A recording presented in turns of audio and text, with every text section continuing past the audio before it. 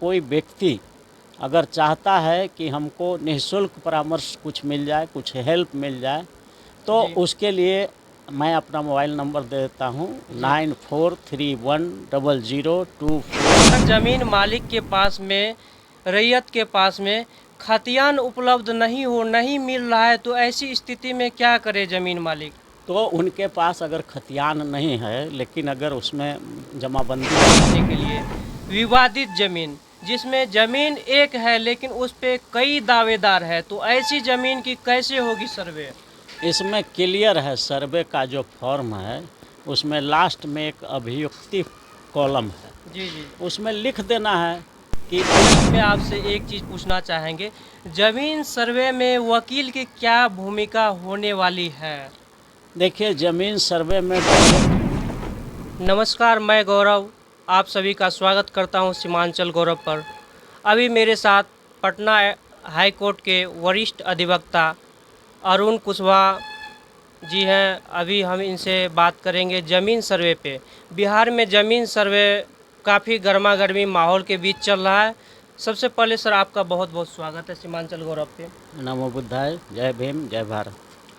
Sir ये बिहार सरकार अभी ज़मीन सर्वे करवा रही है, इसमें काफ़ी परेशानियां भी हो रही है, इसका कस के ज़ोरदार तरीके से विरोध भी किया जा रहा है।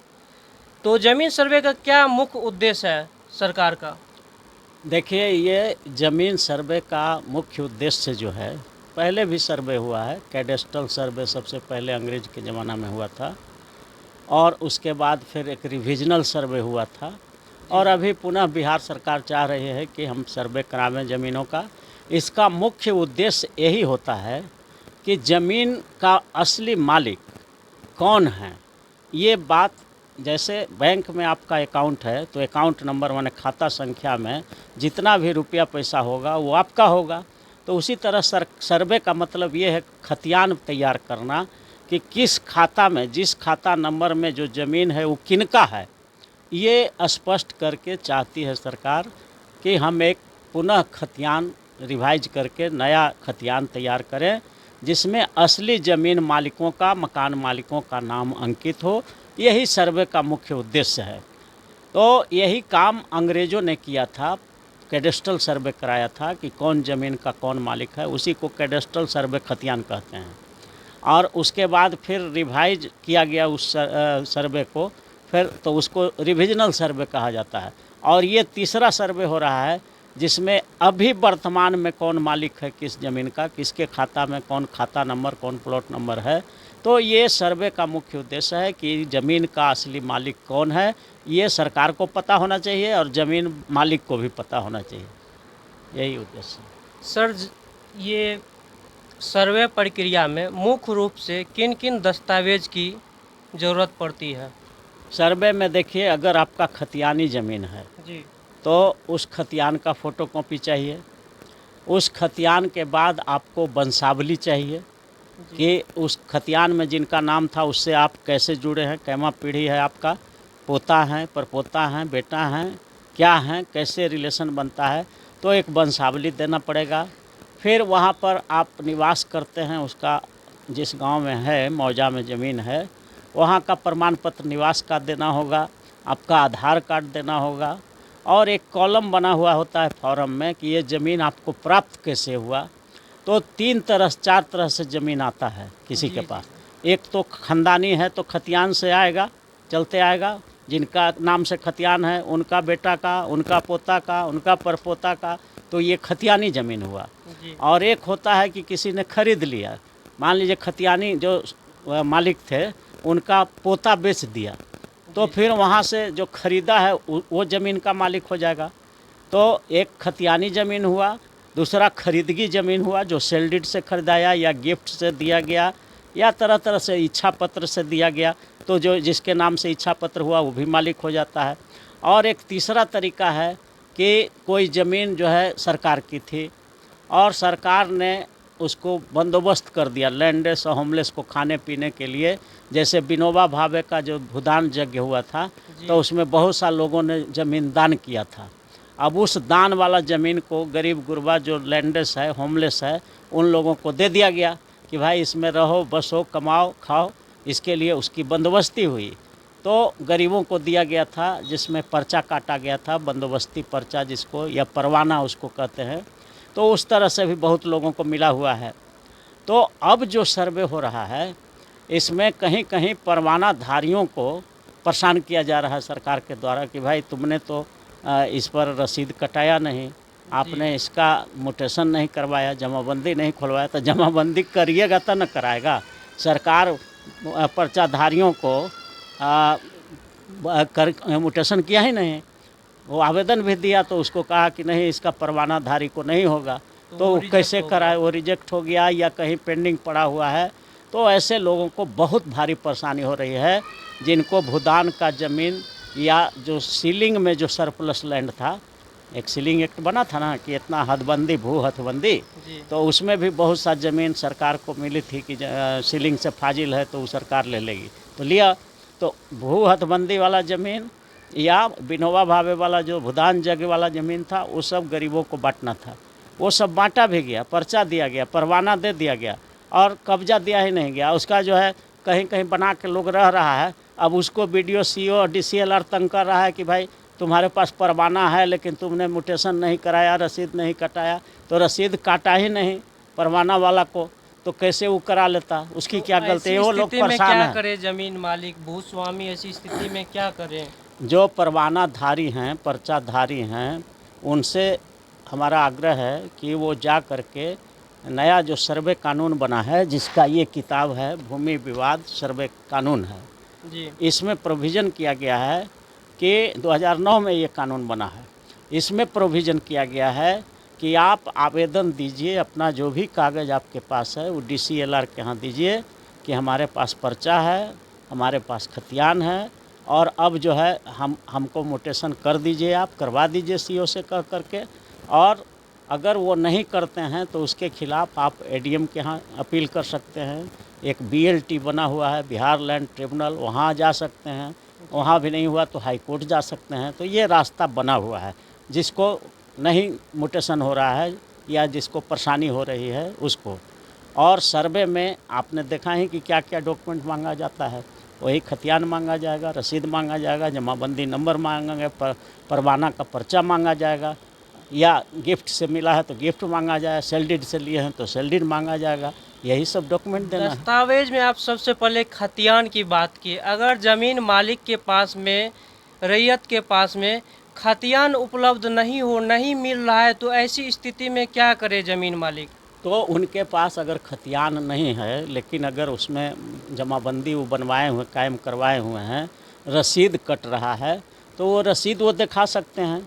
कब्जा आजकल तो लैंड पोजीशन सर्टिफिकेट भी मिलता है, वो दिखा सकते हैं कि देखिए ये ज़मीन हमारे पोजीशन में बहुत दिन से है, रसीद ये देखिए, जमाबंदी का ये कागज़ देखिए।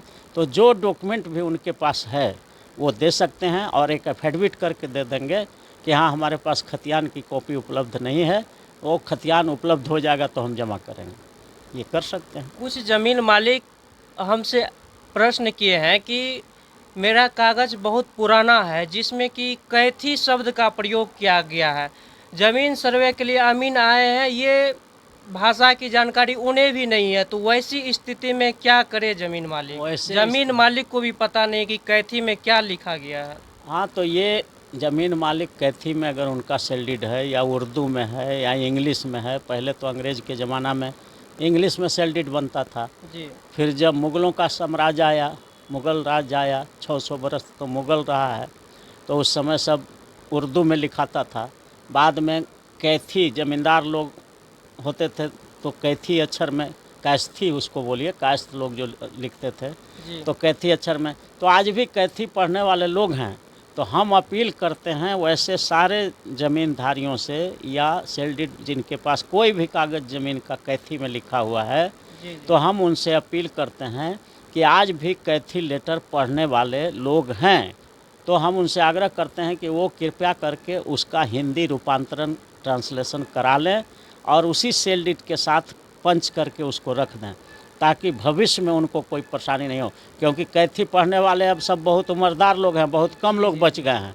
लेकिन अभी पटना में हैं बहुत लोग, पटना हाई कोर्ट में भी हैं, डिस्ट्रिक्ट कोर्ट में भी हैं, जिला न्यायालय में भी बहुत कैथी पढ़ने वाले अभी लोग हैं।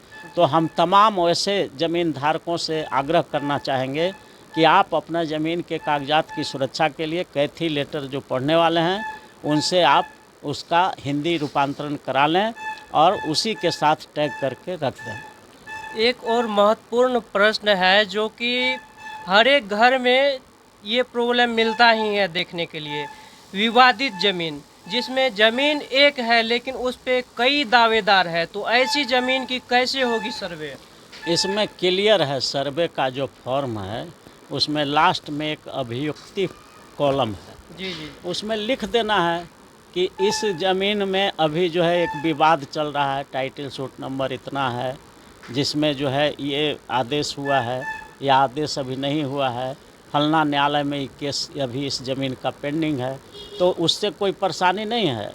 अब अगर आप सब कुछ खुल करके लिख देते हैं अभियुक्ति वाला कॉलम में तो सर्वे हो जाएगा, लेकिन उसमें लिखाएगा कि subject to final decision of the court, जिस मैंने जो जजमेंट होगा कोर्ट का उसके आधार पर ही प्रभावित होगा।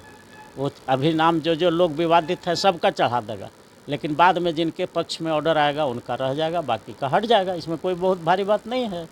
जी। जितना ज़मीन से जुड़ा हुआ मिलता जुलता प्रश्न था हम सर से पूछ चुके हैं। अब सर लास्ट में आपसे एक चीज़ पूछना चाहेंगे, ज़मीन सर्वे में वकील की क्या भूमिका होने वाली है?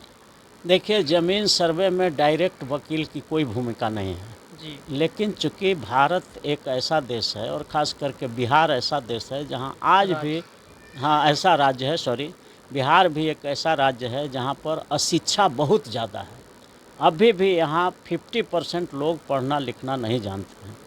तो ऐसी परिस्थिति में उनको हेल्पर की ज़रूरत होती है, सहायक की ज़रूरत होती है जो उनको बता सके, समझा सके, क्योंकि वो खुद अपना नाम भी नहीं लिख पाते हैं, डॉक्यूमेंट पढ़ने की बात तो दूर रही। तो वैसे लोगों को परेशानी होती है, इसलिए हम आग्रह करेंगे कि वैसे लोग जो गांव में पढ़े लिखे लोग हैं उनसे मदद लें। इसमें वकील रखना कोई ज़रूरी नहीं है, ऐसा नहीं है कि बिना वकील के नहीं हो सकता है। कोई भी पढ़ा लिखा आदमी जो बात जो हम बोल गए उसको समझा देगा और उस आधार पर वो अपना डॉक्यूमेंट जमा कर देंगे तो उनके नाम से खतियान तैयार हो जाएगा और वो ज़मीन का मालिक हो जाएंगे।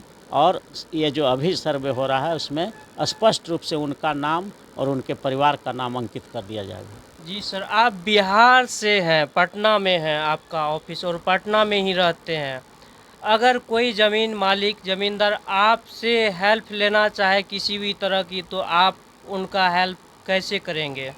देखिए, ये सब तो एडवोकेट एक्ट्स के खिलाफ है।